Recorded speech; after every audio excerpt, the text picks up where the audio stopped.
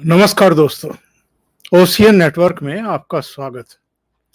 तो सत्यपाल मलिक एक फार्मूला ढूंढ करके लाए हैं। फार्मूला है ब्रजभूषण शरण सिंह को सिंकचों के पीछे भेजने का और भारतीय जनता पार्टी को घुटनों पर लाने का। सत्यपाल मलिक ने एक यूट्यूब चैनल को इंटरव्यू देते हुए ये नायाब फार्मूला सुझाया है। कांग्रेस पार्टी को भी ये जो महिला पहलवान हैं इनको भी और खापों को भी, सबके लिए उनका फार्मूला है और उनका ये दावा है कि इस फार्मूले पर चलने के बाद प्रधानमंत्री नरेंद्र मोदी झुकें या ना झुकें, पर गृह मंत्री अमित शाह भांप जाएंगे कि इससे भारतीय जनता पार्टी को कितना बड़ा नुकसान होने वाला है। और उसके बाद उनके सामने कोई चारा नहीं बचेगा कि ब्रजभूषण शरण सिंह को गिरफ्तार कराएं और सिंकचों के पीछे भेजें, जेल भेजें। अब ये फार्मूला क्या है? उनका कहना ये है कि ये जो पहलवान है, यानी विनेश फोगाट, संगीता फोगाट, साक्षी मलिक, बजरंग पूनिया, इन सब की राजस्थान में जनसभाएं करवाओ और जनसभाओं के जरिए भारतीय जनता पार्टी को बैकफुट पर धकेलो। सत्यपाल मलिक ने ये सुझाव क्यों दिया है?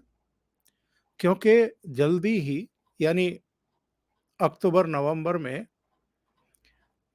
तेलंगाना, राजस्थान, मध्य प्रदेश, छत्तीसगढ़, इन राज्यों में चुनाव होने वाले हैं विधानसभा के। और सत्यपाल मलिक का जो चतुर दिमाग है वो कहता है कि अगर जहां चुनाव होने वाले हैं उन राज्यों में, और खास तौर से राजस्थान का ही जिक्र उन्होंने क्यों किया है, क्योंकि राजस्थान में उनके अनुसार जो जाट हैं, जो मीणा हैं और जो दूसरी जातियां हैं, गुजर हैं, वो सब भारतीय जनता पार्टी के खिलाफ लामबंद हो जाएंगे। सतपाल मलिक ने लगे हाथों इस इंटरव्यू में यह भी दावा कर दिया कि इनकी 10-12 सभाएं तो मैं खुद ही करा दूंगा। यानी राजस्थान में मेरी इतनी पकड़ है, और चूंकि मैं राजस्थान अभी होकर के आया हूं, 3-4 प्रोग्राम मेरे लगे हुए थे, तो मैं राजस्थान का मूड समझ रहा हूं। भारतीय जनता पार्टी राजस्थान में हार के डर से तुरंत बैकफुट पर आएगी, ब्रजभूषण सिंह को गिरफ्तार करवाएगी और जेल में डाल देगी ताकि नुकसान ना हो। सत्यपाल मलिक का क्या कहना है? उनका कहना है कि अभी ताजा ताजा भारतीय जनता पार्टी हिमाचल और कर्नाटक में हारी है, तो उसके भीतर हारने का एक डर बैठा हुआ है और ऐसे समय ये एक नायाब फार्मूला हो सकता है अगर खाप पंचायतें, ये महिला पहलवान और कांग्रेस के लोग इसको स्वीकार कर लें तो। अब जरा ठंडे दिमाग से सोचिए, ये पहले ही इन पहलवानों की जो मुहिम थी, जो धरना था, जो प्रदर्शन था, जो मांगे थी, उसको डैमेज कर चुके हैं, पलीता लगा चुके हैं। और मुझे नहीं पता इन पहलवानों को किसने ये सलाह दी थी कि आप राजनीतिक दलों को और उनके नेताओं को मंच पर बुलाइए, जंतर मंतर पर। जनवरी में जब इनका करीब करीब 1 सप्ताह का वो धरना चला था, तब इन्होंने किसी को मंच पर नहीं फटकने दिया था। और तब जो लोगों की सहानुभूति है, जो संवेदनाएँ हैं, वो इनके साथ थी। ऐसे लोगों की भी थी जो इनकी कहानी पर यकीन नहीं कर रहे थे, पर चूँकि इन्होंने किसी को मंच पर नहीं आने दिया, तो किसी तरह का कोई इनके प्रति गुस्सा, नाराज़गी, शिकवा, शिकायतें लोगों के दिमाग में, दिल में नहीं थी। लेकिन जब 23 अप्रैल से दोबारा इन्होंने जंतर-मंतर पर ये धरने प्रदर्शन शुरू किए, तो 23 की शाम को ही या 24 अप्रैल की सुबह इन्होंने अपना मंच खोल दिया राजनीतिक दलों के नेताओं के लिए, और उन्होंने कहा कि चूँकि हम प्रेशर बनाना चाहते हैं सेंट्रल गवर्नमेंट पर, दिल्ली पुलिस पर, तो इसलिए अब हम राजनीतिक दलों को भी आमंत्रण दे रहे हैं, वो हमारा समर्थन करें। इस आंदोलन के पीछे मंशा क्या है? ब्रजभूषण पर जो आरोप लगाए गए हैं, उनकी सत्यता क्या है? उसके सबूत क्या हैं?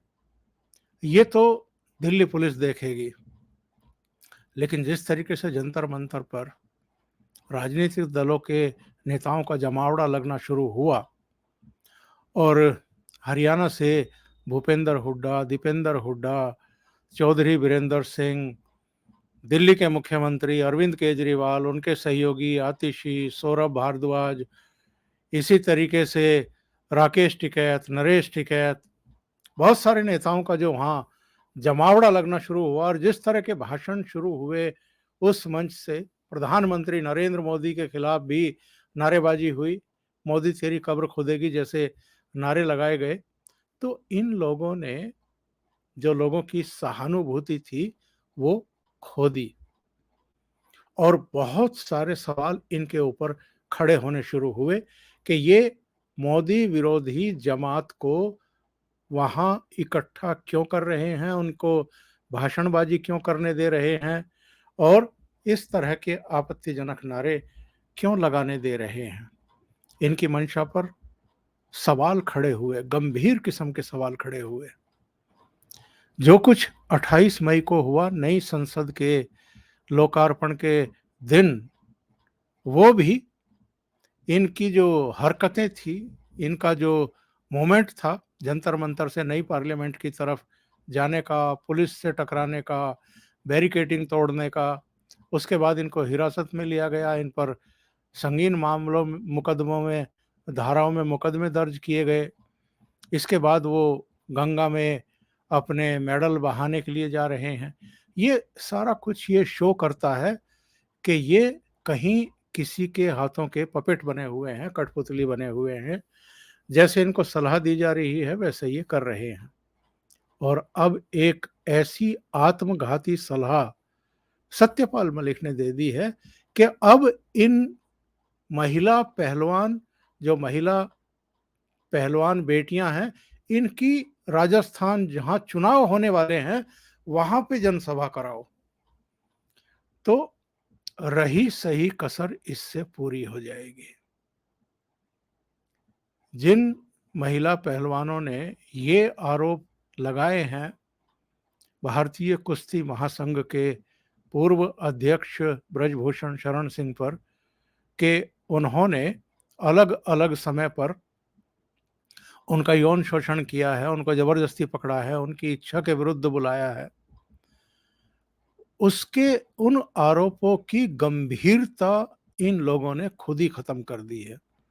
और जिस तरीके से ये खाप पंचायतों के और सतपाल मलिक और भूपेंद्र सिंह हुड्डा जैसे नेताओं के हाथों में खेल रहे हैं, उनकी सलाह पर ये सब कर रहे हैं, उसके बाद तो कोई गुंजाइश ही नहीं बची है कि किसी तरह का प्रेशर अब सरकार के ऊपर बने। और अगर सतपाल मलिक के फार्मूले पर इन लोगों ने, खाप पंचायतों ने और कांग्रेस ने मिलजुल करके अमल किया और जहां चुनाव होने वाले हैं उस राजस्थान राज्य में इनकी सभाएं करानी शुरू कर दी, तो उसके बाद तो आप तय मानिए कि इन खिलाड़ियों का जो करियर है एज ए रेसलर वो तो एकदम फिनिश हो जाएगा, अभी भी हो चुका है। अभी भी इनका करियर जो है कुछ बचा नहीं है, क्योंकि अगर आप धरने पर, प्रदर्शन पर, नारेबाजी पर, भाषणबाजी पर आमादा हो जाएं और अपने गेम को भुला बैठें, तो आपका करियर बचता कहाँ है। आपने राष्ट्रीय अंतर्राष्ट्रीय स्तर पर एक तरीके से भारत को बदनाम करने वाला काम किया है। ना आपको दिल्ली पुलिस की जांच पर भरोसा है, ना भारतीय ओलंपिक संघ की उस जांच कमेटी की रिपोर्ट पर भरोसा है, ना खेल मंत्रालय की कमेटी की रिपोर्ट पर भरोसा है, ना सुप्रीम कोर्ट पर भरोसा है, ना सरकार पर भरोसा है। तो किसके कहे पर आपको भरोसा होगा। और ये जो एक जिद है कि ब्रजभूषण सिंह को तत्काल गिरफ्तार कराया जाए, इसका मतलब आपको जांच कमेटी, जांच जो चल रही है पुलिस की और सुप्रीम कोर्ट के आदेश पर एफआईआर दर्ज हुई हैं, उस पर भी आपको भरोसा नहीं है। आप तो कोई अपना एजेंडा सेट करने के लिए ऐसा करवाना चाहते हैं, यही कहा जाएगा और क्या कहा जाएगा। और जिस तरह के इनके सलाहकार हैं सतपाल मलिक जैसे, उसके बाद तो कुछ गुंजाइश बचती ही नहीं है। अभी के लिए इतना ही। बहुत बहुत धन्यवाद। अगर आपको ये चैनल और इसके कंटेंट पसंद आ रहे हैं तो लाइक करें, कमेंट करें, वीडियो को शेयर भी करें। अभी तक अगर आपने ये चैनल सब्सक्राइब नहीं किया है तो सब्सक्राइब कर लें और साथ में लगे बेल आइकॉन को दबा दें, ताकि आगे आने वाले वीडियो और उनके नोटिफिकेशन आप तक पहुंचते रहें। बहुत बहुत धन्यवाद। नमस्कार।